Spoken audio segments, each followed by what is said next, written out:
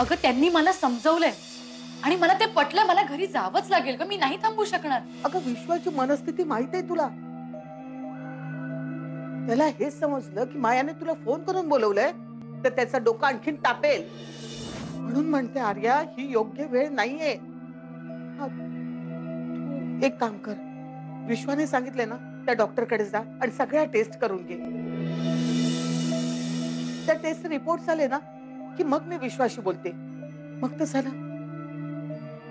हे बघ, तुझ्या आणि आर्याच्या लग्नाला विश्वमोहनची परवानगी नव्हती.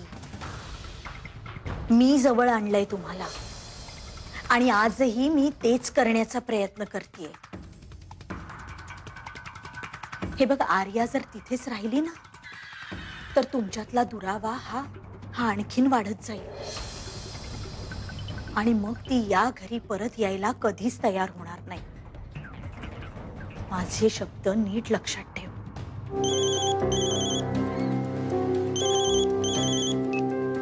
हॅलो, कोण?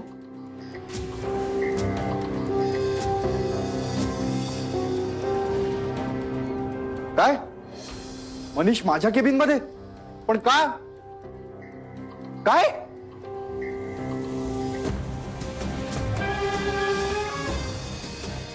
मनीषने माझ्या केबिनची झडती का घेतलीस?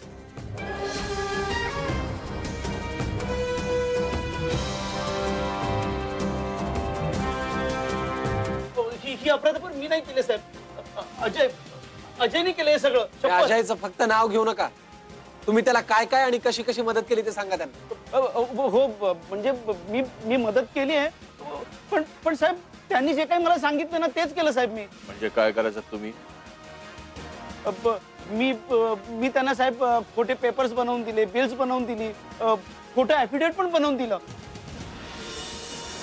आणि खोटे पेपर्स पण बनवून दिले प्रॉपर्टीचे.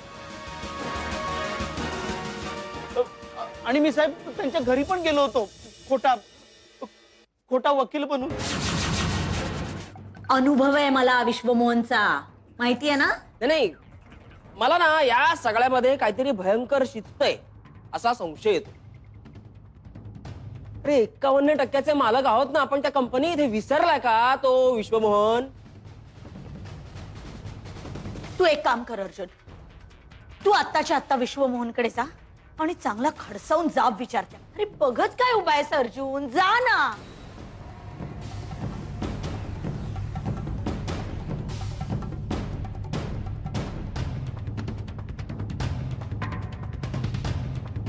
कशा झाल्या टेस्ट?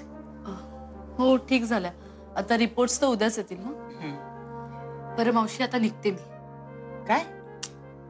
अगं काय चाललंय काय तुझं? हा का आता काय झालंय? दादानी सांगितलं होतं तिथे जाऊन मी टेस्ट करून आलोय ना. मग आता मी घरी जाण्यात काय प्रॉब्लेम आहे? अगं आर्या प्लीज थोडा वेळ थांब ना. याने येऊन तर दे. आणि माझी खात्री आहे यांचा राग ओसरला की ती तुला नक्की परवानगी देते. त्या विश्वमोहनला आता नुसता संशय आलाय. उद्या त्याला खात्री पटली ना माझा जीवच घेईल ग तो. तो विश्वमोहन तुझं किंवा आपलं काहीही वाईट करू शकणार नाही. का? का नाही वाईट करू शकणार? ते प्रॉपर्टीचे पेपर्स आता आपल्या नावावर आहेत. त्यामुळे विश्वमोहनच काय इतर कोणीही शंख केला ना तरी सुद्धा त्यांना ही गोष्ट मान्य करावीच लागणार आहे. मिताली, पण एक गोष्ट तुझ्या लक्षात येते का? ते पेपर्स अजून ताईकडेच आहेत. माहितीये मला. म्हणूनच आज काहीतरी कामानिमित्त मी मायाताईंना घराबाहेर पाठवणार आहे. म्हणजे त्यांच्या गैरहजेरीत आपल्याला आपलं काम करता येईल. आर्या कुठेही जाणार नाही.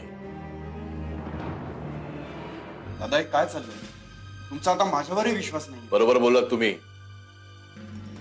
नाहीये माझा विश्वास तुमच्यावर. पण का? असं काय झालंय? तुम्हाला माहित नाही आपल्या कंपनीमध्ये 35 लाखांचा फ्रॉड झालाय. तुम्हाला माहित नाही? काय? कसा? कसा ते कळेल लवकर. तो कोणी केलाय ना ते माहितीये मला. कोणी केलंय? तुमचे बंधुराज, माझी आई.